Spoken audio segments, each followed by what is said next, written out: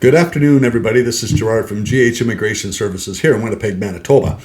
Anyways, I am going to talk to potential students coming to Canada in the future. So, anyways, what I want to talk about, a lot of this is going to be very general, but I think it's a very, very important information video for you, something you really need to consider.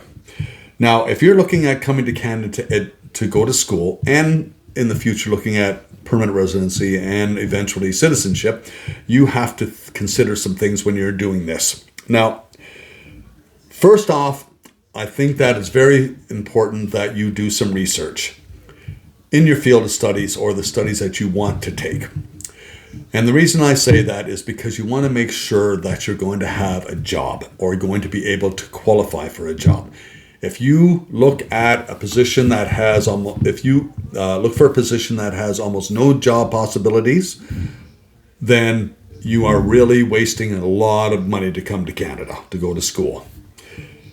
Your best bet is to go on to things like Indeed or the Canada Job Bank or Zip Recruiter or whatever it is, any kind of a thing that shows for Canada.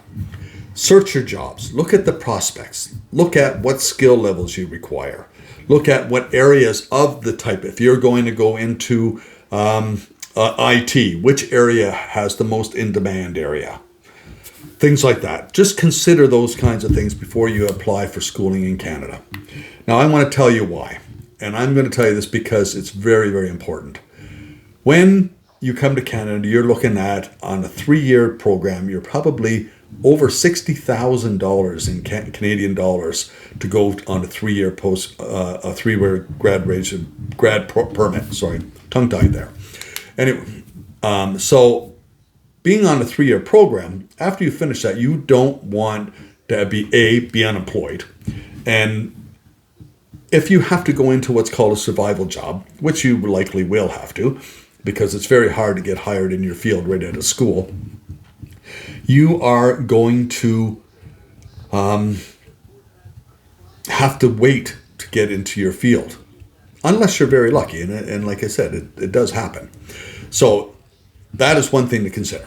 The second thing is to consider for long term is, what is your plan? After you finish school, are you planning on staying in Canada? Are you planning on getting your permanent residency and eventually citizenship? 80% of students that graduate in Canada do plan on staying in Canada. So that's why I bring that up. So if you're going to do that, that's great. That's fine and dandy. Now, the thing about when you're doing that is, before you get that job that you really want in your field, chances are you're going to need a survival job. Now, a survival job is a job that pays the bills. Those are usually around minimum wage or slightly above minimum wage, or there in that area. Now, the problem with survival jobs is people become very, very comfortable in these survival jobs. And one of the problems with survival jobs is they're usually Ds. And when it comes to for immigration. Now, the problem with the D, it does not give you a lot of points. It does not qualify you for express entry either. So you need something that is going to be in your field when it comes to your immigration. So doing a survival job for the time being when you're there is good. But remember, and put this in your mind now, when you are graduated and you're on your post-grad, if you're on a 1, 2, or 3 year post-grad, and this is very imperative if you're on 1 year, is you're always looking to the future. You're always not just taking that survival job, but you're continuously applying for jobs in your field of study. Because your field of study is where you're going to make a good living, and it is going to get you the points you need in express entry. Brings me back to another point. I meant to cover this one earlier, is where you take your education. Depending on what area of study you take, also look at where your best prospects are when it comes to getting your permanent residency. If you are taking a NOC in a C-class area, and a lot of those are things like in the healthcare, you again are going to deal with problems with express entry because you won't qualify under express entry. So you want to qualify under one of the PNP programs, the RNIP program, or something like that.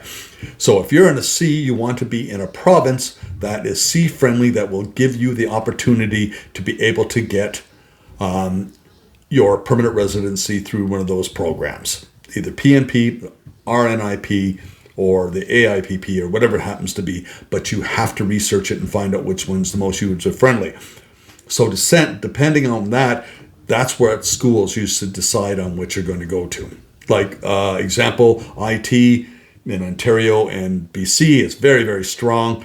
So doing IT in Ontario is not a bad idea, not a bad choice. Not a bad choice anywhere, but being in Ontario or BC, it makes a big difference.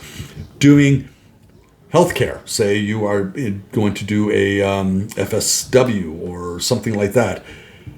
When it comes to C, that is a good position to be is in Manitoba. And the reason I say that is because it's under the PNP program, and doing your education here will help get you the score that you need under PNP or even the RNIP.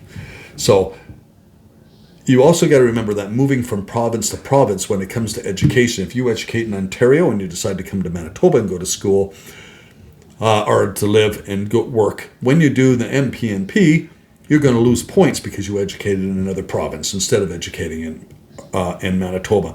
And the 100 points that you're going to lose for educating in another province is going to hurt you when it comes to your scoring when it comes to NPNP. Anyways, that is something else to consider. So here's my biggest takeaway from this. A, consider and really look at the area of your study and take a look at how much in demand it is in Canada, for one. Think about where you're going to educate based on that study, and what province you want to educate will give you the best opportunity on one of the immigration programs to get your permanent residency. That's two. And also consider that when you're doing a survival job, that you continue to apply for jobs that are in your field of skill. Do not stop doing it. From the minute you finish and graduate and you're working in a field, keep on applying for your field. And hopefully you can find a company that will hire you as a student, as a fresh, like just newly graduated. Anyways, this is something I just want students to really have a look at and really consider. And I thought this was really important because I run into it all the time with individuals that are students that come on their post-grad work permit. They didn't think about the future, and all of a sudden there's 2 months left and their post-grad's permit is expiring. They have no job prospect, or they've been working in a survival job for 3 years, and they find they don't have enough points to be able to get permanent residency, and they have to start looking for a job that's at LMIA. And that is very, very difficult, especially in this time right now we are.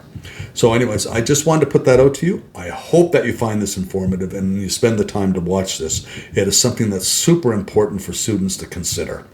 So thank you very much for watching this. I hope you found it informative. If you need any or want to ask any more questions, please do not hesitate to send me an email at ghimmigrationsservices@gmail.com, or you can go to my website, ghimmigrationsservices.ca, and take it from there. And remember, you can download the app as well under the Canadian Immigration Utility for GH Immigration. It has lots of great information on there as well. And there's also consultation forms and stuff like that if you require some assistance. Thank you again, and take care, and good luck.